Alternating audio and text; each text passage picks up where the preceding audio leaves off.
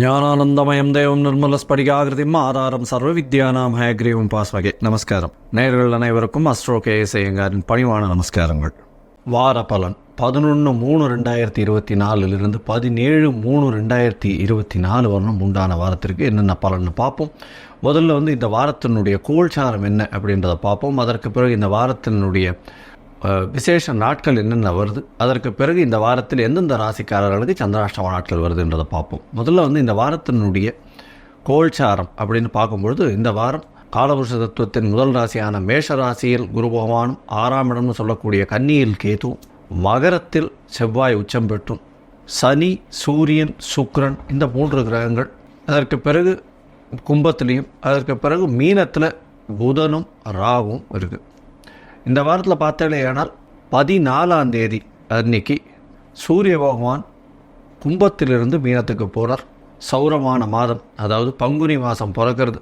இந்த காலகட்டம் மாசியும் பங்குனியும் கூடக்கூடிய காலம். இது காரடையான் நோன்பு அப்படின்னு சொல்லுவா. மாசியும் பங்குனியும் கூடுறது, இந்த சரடு கட்டுறது அதெல்லாம் சொல்லுவாள்.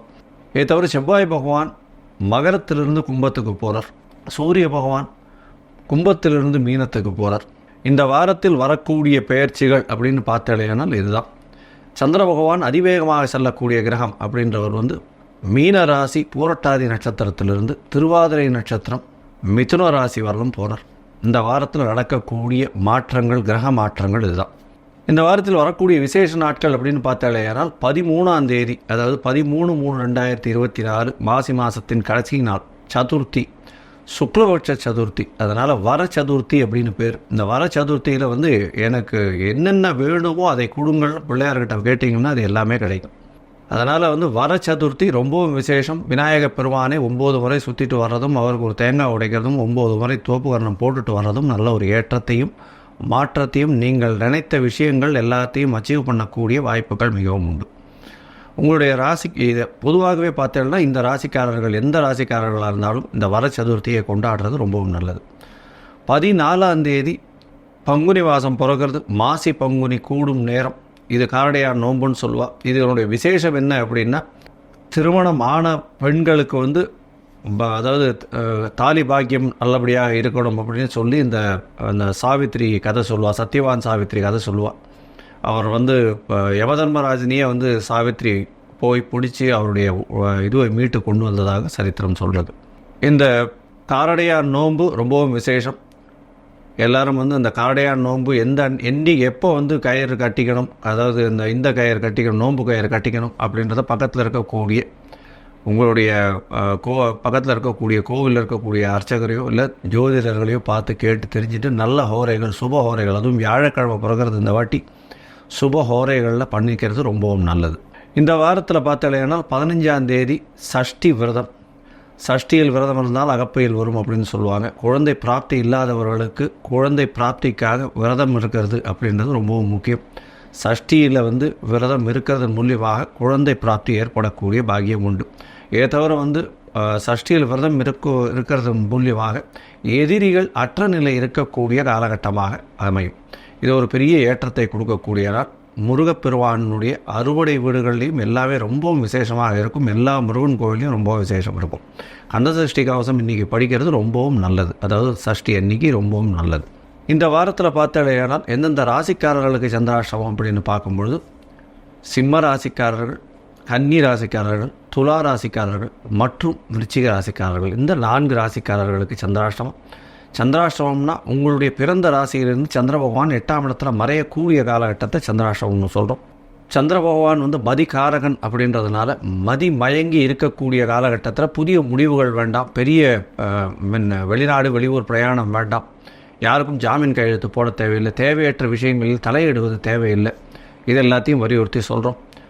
ஒருவேளை நீங்கள் வெளிநாடு போகணும், புதிய முடிவை எடுக்க வேண்டிய கட்டாயத்தில் தள்ளப்படுறீங்க அப்படின்னும் பொழுது சந்திர பகவானுக்கு உண்டான எளிய பரிகாரம் அப்படின்னு சொல்லக்கூடிய தண்ணீர் பாட்டில், தண்ணீர் வாங்கி ஒரு 10 பேருக்கு தானம் பண்ணுவோம். அதுவும் வெய்ய காலம் வேறு வர ஆரம்பிச்சுடுது. அதனால் ஒரு 10 பேருக்கு உங்களால் முடிஞ்சது ஒரு வாட்டர் பாட்டிலில் இல்லை தண்ணீர் தானம் பண்ணுறதன் மூலியமாக சந்திர பகவானுக்கு உண்டான எளிய பரிகாரமாக சொல்லப்படுகிறது. அந்த தண்ணீர் பாட்டில் தானம் பண்ணுறது இந்த வழிப்போக்கர்கள் அந்த மாதிரி ஏதாவது கோவிலுக்கு போகிறவா, ஏதாவது இது பண்ணுறவா அவளுக்கு கொடுக்குறது ரொம்பவும் நல்லது. இந்த வாரத்தில் பார்த்தீங்கன்னா மேஷம் முதல் மீனம் வரை எப்படி இருக்குது அப்படின்றத பார்க்கலாம். அதற்கு முன்னாடி என்னுடைய மொபைல் நம்பர் ஸ்க்ராலிங்கில் இருக்கும். உங்களுக்கு அஸ்ட்ராலாஜிக்கல் கன்சல்ட் தேவைப்பட்டதுன்னா எனக்கு ஃபோன் பண்ணுங்க. உங்களுடைய date, time, place of birth, உங்களுடைய நேமு, பேரண்ட்ஸ் நேம் அனுப்பிச்சலையானால் என்னுடைய சார்ஜஸ் என்ன, கட்டணங்கள் என்ன அப்படின்றத போடுறேன். உங்களுடைய ராசியையும் லக்னத்தையும் கணித்து அதுக்கு உண்டான சந்தி இருக்கா அப்படின்றத பார்த்து, பாத சந்தி, லக்ன சந்தி, அதை தவிர ஒரு ராசியிலையும் ஒரு நட்சத்திர சந்தி வருதா அப்படின்றதையும் பார்த்து, உங்களுக்கு உண்டான தசாபுக்தி அந்தரம் சூக்ஷ்மம் என்ன அப்படின்றதையும் பார்த்து, இன்றைய கோல்சார பிரகாரம் எப்படி இருக்குது அப்படின்றதையும் பார்த்து, உங்களுக்கு உண்டான எளிய பரிகாரங்கள் உங்களுடைய பிரச்சனைக்கு தீர்வுகளாக நான் என்னால் முடிஞ்சது சொல்கிறேன். இப்போது மேஷம் முதல் மீனம் வரை 11/3/2024 முதல் 17/3/2024 வரை உண்டான நாட்களுக்கு எப்படி இருக்குன்னு பார்க்கலாம். மீனம் பூரட்டாதி, உத்திரட்டாதி, ரேவதி இந்த 3 நட்சத்திரம் 9 பாதங்களை கொண்ட ராசி. ராசியின் அதிபதி அப்படின்னு சொல்லக்கூடியவர் குரு பகவான். ராசிக்கு 2ஆம் இடத்துல இருக்கார். இந்த வாரத்தில் பார்த்தீங்கன்னா குரு பகவான் 2ஆம் இடத்துல, அதாவது தன காரகன்னு சொல்லக்கூடியவர் தனஸ்தானத்தில் அமர்றது பெரிய விசேஷம். அதை தவிர தனஸ்தான அதிபதியும் 11ஆம் இடத்துல உச்சம் பெற்று இருக்கக்கூடிய காலகட்டம். 11/3/2024 17/3/2024 வரலும் உண்டான வாரத்தில் உங்களுடைய ராசிக்கு 11ஆம் இடத்துல இருக்கக்கூடிய செவ்வாய் பகவான் 14ஆம் தேதி, அதாவது பங்குனி மாதம் பிறக்கும் பொழுது உங்களுடைய ராசிக்கு 11ஆம் இடத்துல இருக்கக்கூடிய செவ்வாய் பகவான் 12ஆம் இடத்துக்கு வர்றதும், அதை தவிர சூரிய பகவான் உங்களுடைய ராசியிலேயே வர்றதும் பெரிய ஏற்றம். 6ஆம் அதிபதி உங்களுடைய ராசியிலேயே வரார். இதன் மூலியமாக புதிய வேலை கிடைக்கக்கூடிய பாக்கியம் உண்டு. அரசியல் பிரமுகர்கள், அரசியல் செல்வாக்கு மிகுந்தவர்கள் நல்ல ஒரு ஏற்றம் கிடைக்கக்கூடிய காலகட்டமாக இருக்கும். பணவரவிற்கு பஞ்சம் இருக்காது. ஏன்னா 2ஆம் இடத்துலேயே குரு பகவான் இருக்கிறது பெரிய ஏற்றத்தை கொடுக்கக்கூடிய காலகட்டமாக இருக்கும். சமசப்தமத்தில் கேது பகவான் இருக்கிறதன் மூலியமாக எதிராளிகளை அதிகமாக நம்ப வேண்டாம் அப்படின்றத சொல்கிறோம். உங்களுடைய ராசியில் சப்தமாதிபதி உங்களுடைய ராசியிலேயே நீச்சம் பெற்று போகிறதுனால இந்த வாரத்தில் பார்த்தேன்னா எதிராளிகள் என்ன ஒரு ஏமாற்றத்தை உங்களுக்கு கொடுக்க போகிறோம்னு நினச்சாலும் அதில் நீங்கள் வெற்றி பெறக்கூடிய காலகட்டமாக இருக்கும். உங்களுக்கு 7 சனி ஆரம்பிச்சிருது. அதனால் 12ஆம் இடத்துல இருக்கக்கூடிய சனி பகவான் சுக்கிர பகவானோடு சேர்ந்து இருக்கக்கூடிய காலகட்டம். செவ்வாய் பகவானும் 14ஆம் தேதி அன்றைக்கி வந்துடுறார்.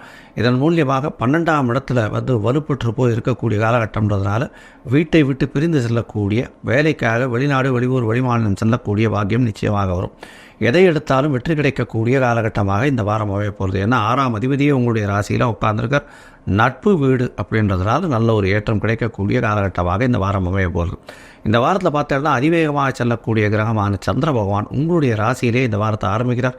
12ஆம் தேதி 1:30 மணி வரலும் உங்களுடைய ராசியில் இருக்கார். அதாவது 11ஆம் தேதி ஆரம்பித்து 12ஆம் தேதி மத்தியானம் ஒரு 1:30 மணி வரலும் உங்களுடைய ராசியிலே இருக்கார். இந்த காலகட்டத்தில் பார்த்தோம்னா உங்களுடைய ராசியில் புதன் ராகுவோடு சேர்ந்து சந்திர பகவான் இருக்கார். இதன் மூலியமாக என்ன அப்படின்னா உங்களுக்கு புதிய பதவி, புகழ், அந்தஸ்து, கௌரவம் வரக்கூடிய காலகட்டமாக இருக்கும். குழந்தைகள் மூலியமாக நல்ல ஒரு ஏற்றம் கிடைக்கக்கூடிய காலகட்டமாக இந்த வாரம் அமையிறது.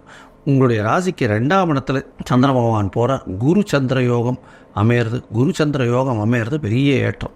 ஏன்னா 5ஆம் அதிபதி 2ஆம் இடத்துல உட்கார்றதுனால குழந்தைகள் மூலியமாக பணவரவு அதிகமாக இருக்கும். உங்களுடைய பதவி, புகழ் உயர்ந்து அதன் மூலியமாக உங்களுக்கு ப்ரமோஷன் கிடைச்சி வேலையில் ஒரு நல்ல ஏற்றம் கிடைக்கக்கூடிய காலகட்டமாக இருக்குது. புதிய கடன் வாங்கக்கூடிய காலகட்டமாக இந்த வாரம் அமையிறது.